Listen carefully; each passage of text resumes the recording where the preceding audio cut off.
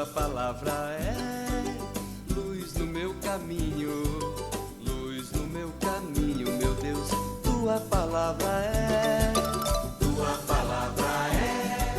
luz no meu caminho, luz no meu caminho, meu Deus. Tua palavra é, tua palavra.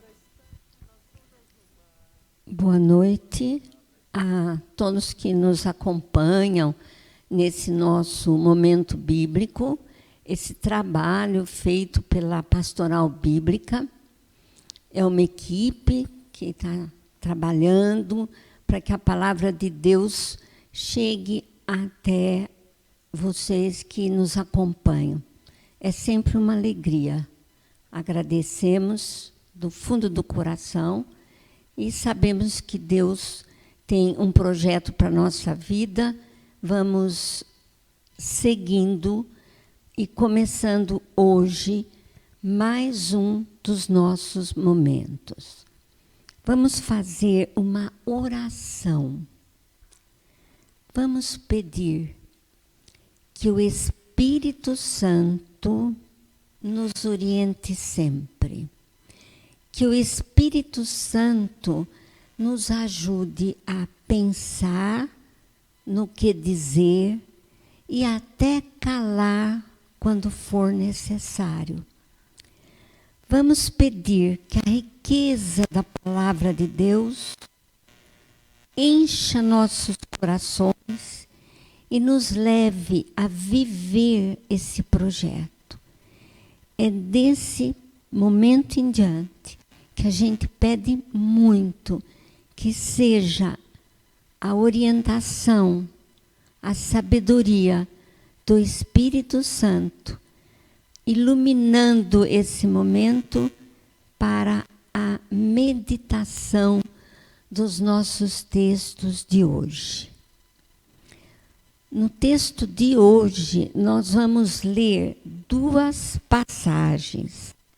A primeira delas vai ser do livro de Atos, capítulo 9, de 1 a 9. Depois, a meditação de João, o Evangelho de São João, capítulo 9, de 1 a 12. Então, pega a sua Bíblia.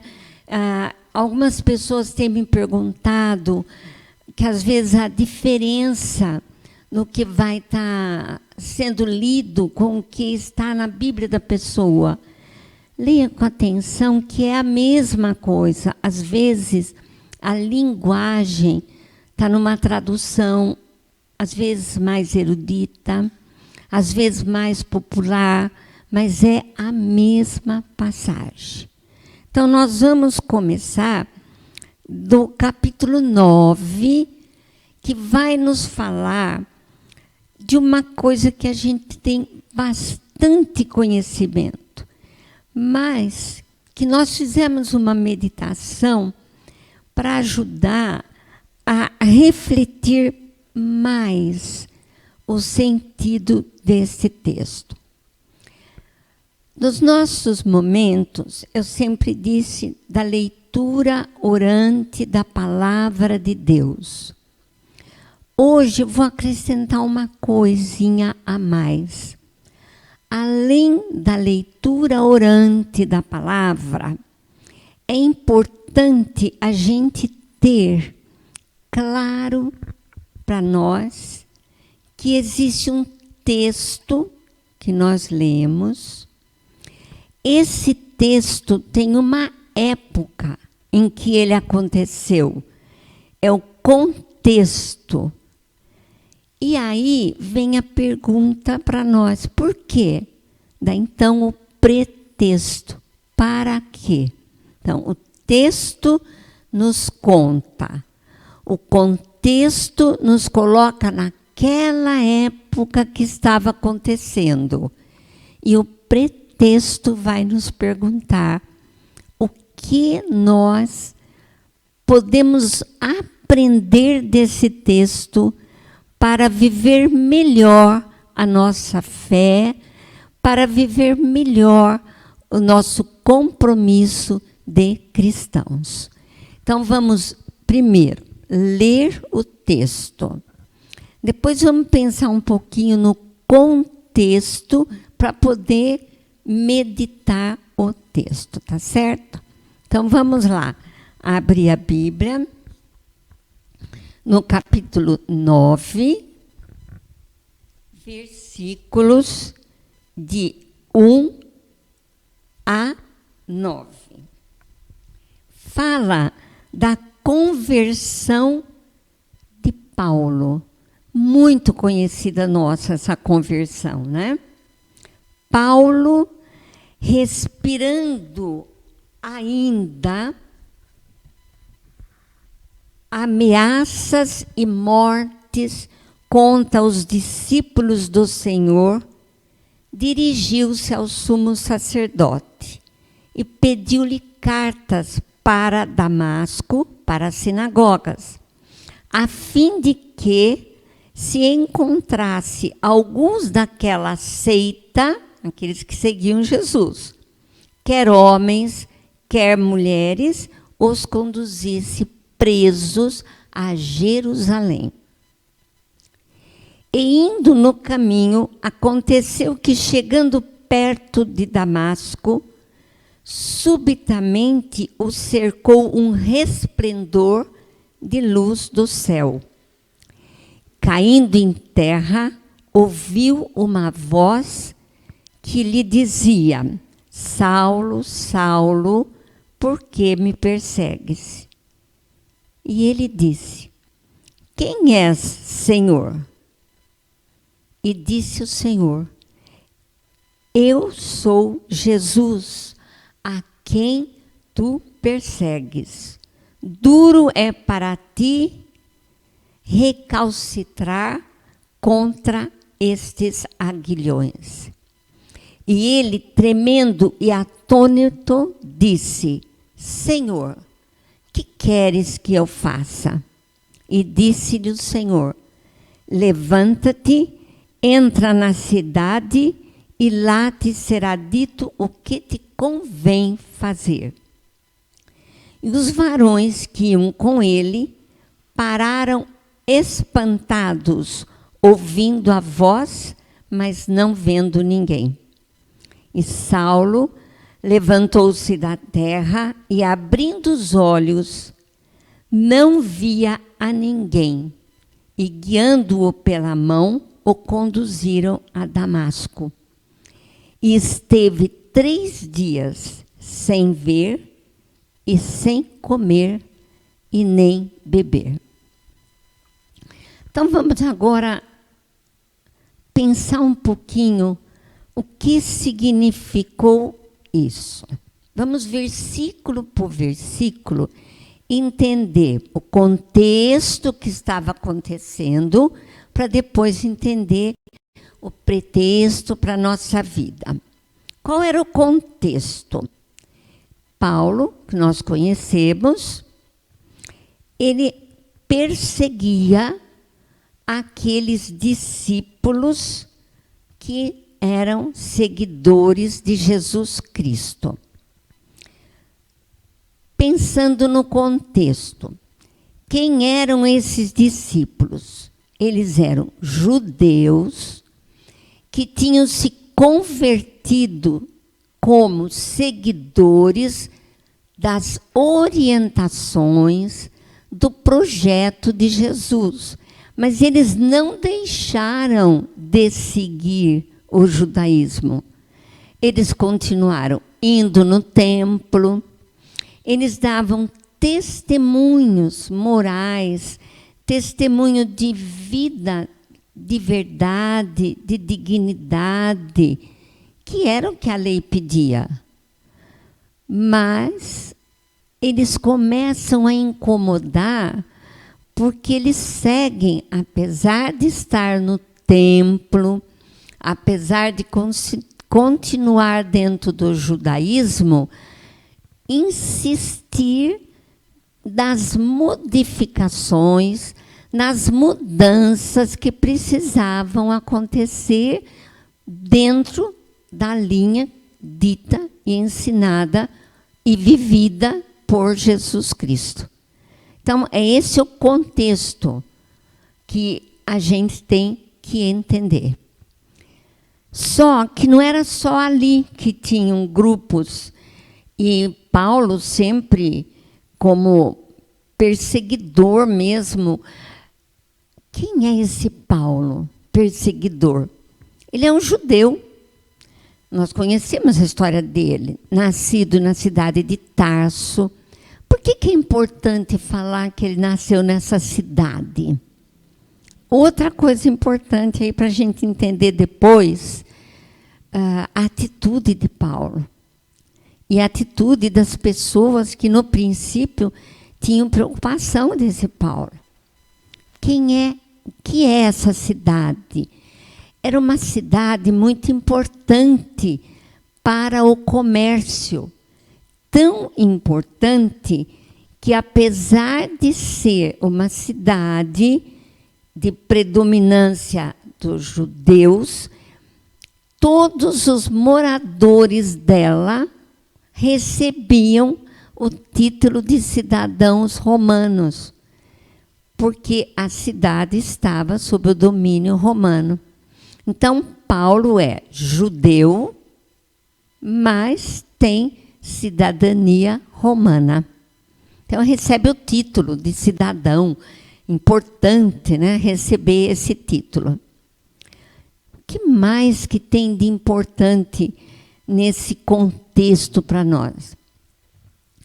Paulo é de uma família que tem condições, porque o envia para Jerusalém para estudar. Então, ele traz uma educação da família, a tradição religiosa familiar do judaísmo e do farisaísmo. Ele era fariseu.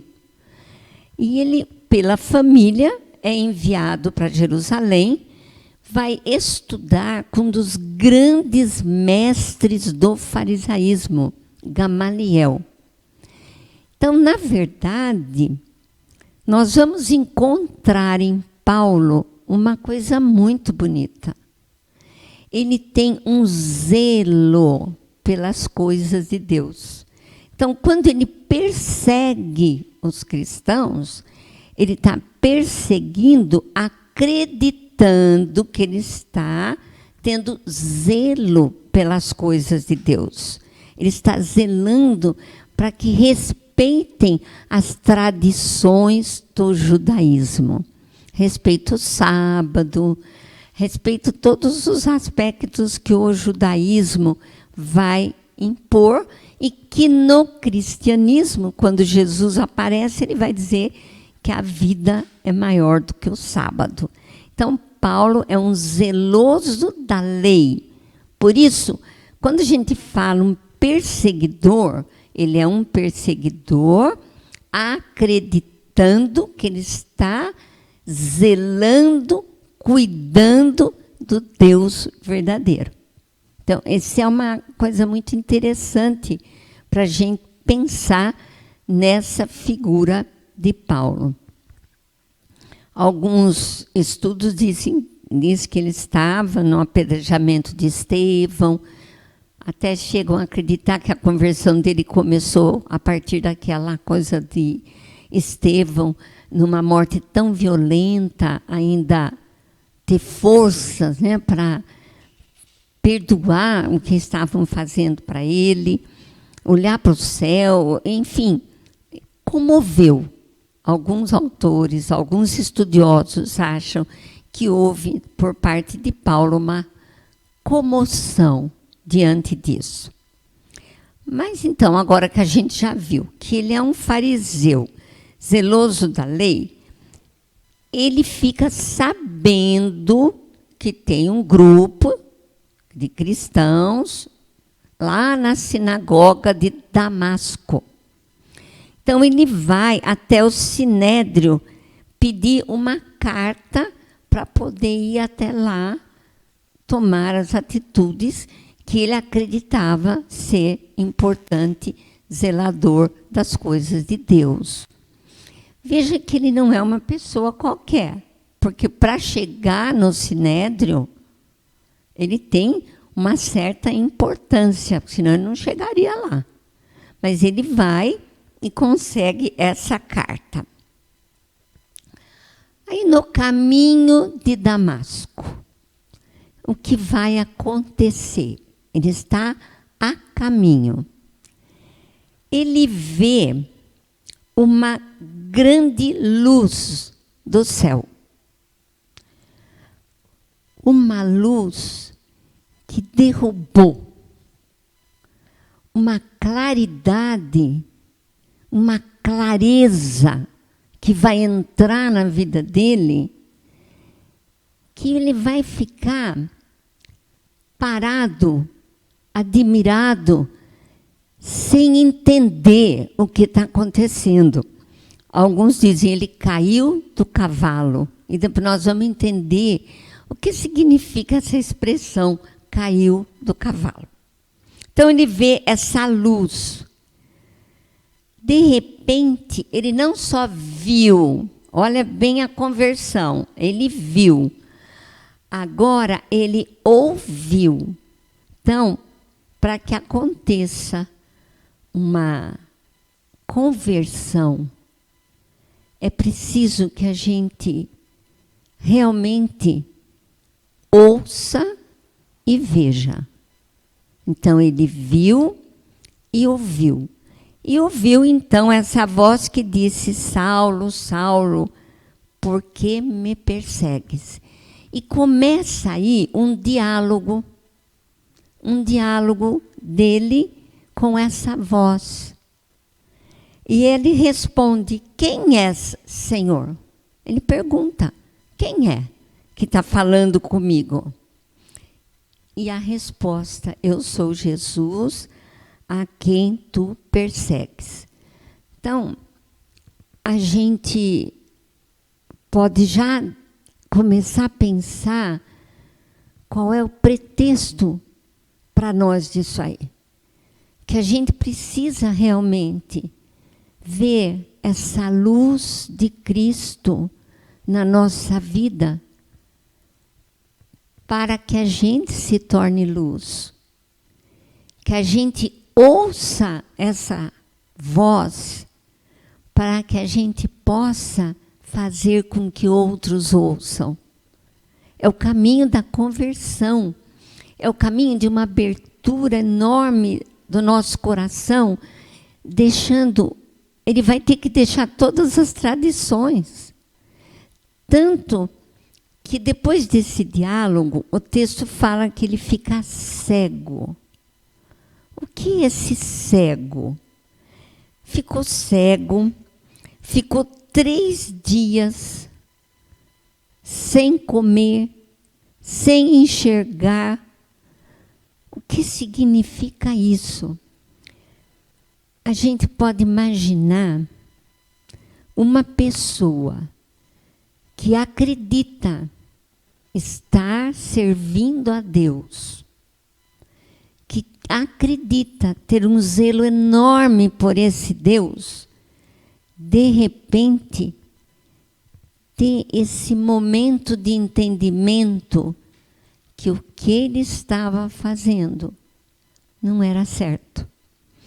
Então, esses dias que ele vai ficar sem enxergar, é como se ele tivesse que abrir os olhos para enxergar outras coisas, enxergar que a tradição que ele trouxe dos pais, a tradição do farisaísmo, que ele foi tão zeloso, ele estava cego, não é possível.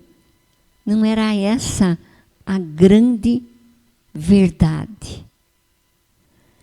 Então ele vai ficar um tempo até que ele vai enxergar e passar a ser o grande missionário. Eu li certa vez e peço desculpas porque eu não guardei a bibliografia que dizia que não foi Paulo que se converteu. Foi Jesus que converteu Paulo. Foi Jesus que convenceu Paulo. Então, nesse contexto agora, que nós entendemos o texto, o contexto da época, como pegar isso para nós? Porque estudar, refletir, meditar, uma coisa que aconteceu com Paulo, o que vai isso trazer para a nossa vida? Nós também vivemos num contexto que, às vezes, tantas coisas que nós acreditamos começam a deixar a gente preocupado. Será que é isso? Será que eu estou certa? Isso tudo que eu aprendi é isso? Aí a beleza do Vaticano II, que a partir de 64, 65, vai abrir a palavra de Deus para que a gente possa olhar a nossa fé, aquilo que a gente acredita, e dizer: esta é a verdadeira luz, e é esta fé que eu quero viver e seguir, levando essa palavra. Daí essa abertura do Vaticano II para o estudo da Bíblia, nós não tínhamos antes, temos agora. Temos oportunidade de conversar com a palavra de Deus. Então, a nossa oração é dizer que Deus realmente nos faça viver a nossa conversão. O que é isso? Nos faça viver aquilo que nós acreditamos, viver nossa fé, viver aquilo que nos une a Deus e ao próximo. Essa é a nossa oração. Aumenta, Senhor, a nossa fé e nos faça ser pessoas capazes de levar outras pessoas a ouvirem e verem a grandeza do amor de Deus. Esse é o nosso compromisso e é a nossa missão. Agora nós vamos continuar pegando o 6º sinal de João. Lembra que nós estamos vendo os sinais de João? E agora nós vamos ver João 9, de 1 a 11. Que também é conhecido nosso, o texto. Mas vamos lembrar bem que no Evangelho de São João, ele não vê como milagre, mas como sinais da presença de Deus. E vamos ver de que forma nós podemos refletir esse 6º sinal. Vamos lendo o texto e pensando, colocando pedacinho por pedacinho dentro do contexto e aquilo que quer nos dizer também.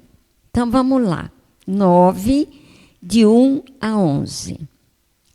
Passando Jesus, viu um homem cego de nascença. E os seus discípulos lhe perguntaram: Rabi, quem pecou? Este ou seus pais, para que nascesse cego? Já podemos até parar um pouquinho aqui, antes de continuar. Este cego, provavelmente, tudo indica pelo texto, que aconteceu isso num sábado e que ele estava na porta do templo. Depois eu volto para a gente ver por que a gente conclui que ele estaria na porta do templo.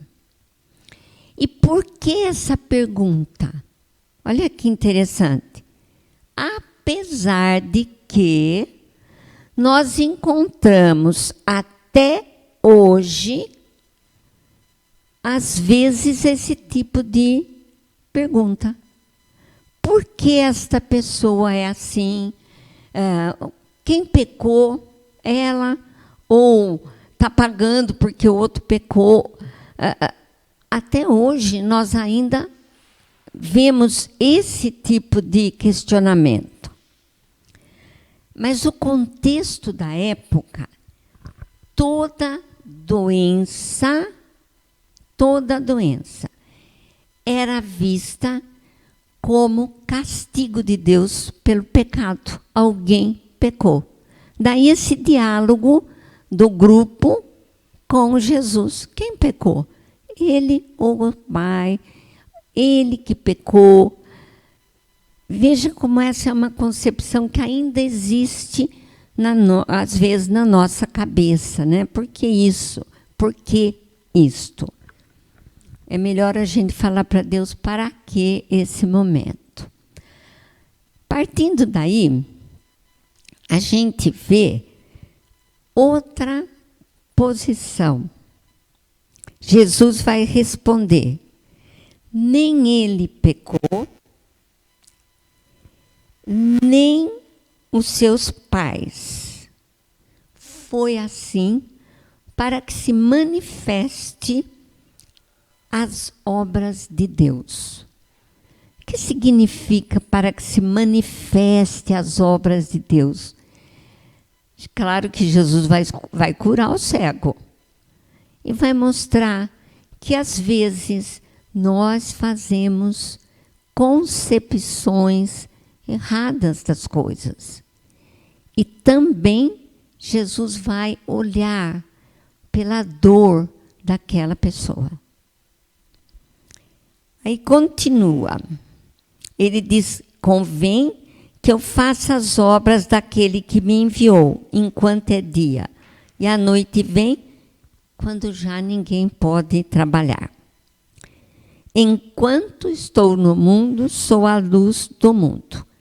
Agora vem a atitude de Jesus, que parece até engraçado, esquisita para a gente. Ele faz assim: cuspiu na terra, e com a saliva fez lodo, e untou com o lodo os olhos do cego.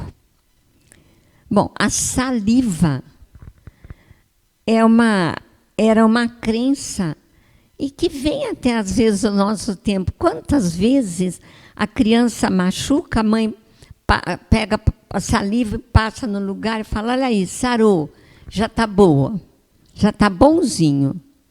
Então, a saliva, como um dom, né, do amor da mãe, um dom do amor que cura. E o lodo é o humus, é a terra. Até para dizer para ele: nós viemos da terra. E a terra também tem um sentido meio sagrado, porque é da terra que vem o humus, o homem.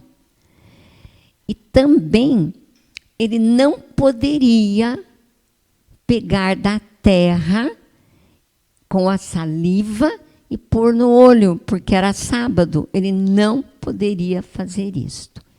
E manda que ele vá até o tanque de Siloé, lá no 7. Lava-te no tanque, que significa enviado.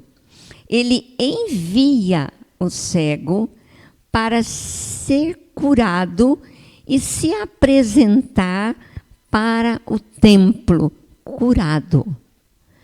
Quando Jesus cura alguém, é muito bonito a gente perceber que ele faz também uma cura dos conceitos que a sociedade tinha. Olha o conceito: é cego porque ele pecou ou os pais pecaram? É cego, não é digno de entrar. Então ele lava, ele cura e manda entrar no templo. E por isso ele vai acabar depois sendo perseguido por ter curado. Qual é a grande lição para nós? É a gente se perguntar, primeiro, o não julgar. Porque nós ouvimos, às vezes, e quantas vezes, isso aconteceu para pagar o que ele faz, o que ele fez. Então, além da gente estar julgando, a gente está tirando uma conclusão errada. Então, cuidado com os nossos julgamentos. Mas, para mim, o mais importante é pedir a Deus que a gente não seja cego. Porque o pior cego é aquele que não quer enxergar. Então, a lição desse texto para nós, que a gente enxergue a dor do outro sem julgar. Estenda a mão. Seja verdadeiramente cristão. Que Deus nos dê essa graça. E agora eu deixo para vocês, mais uma vez, a sugestão da semana. Não deixe de seguir essa sugestão. Vocês podem, com isso, ir fazendo essas meditações. O Espírito Santo vai falando, vai iluminando, vai nos fazendo sermos também aqueles que levam a palavra de Deus. Vamos pedir a Deus essa bênção.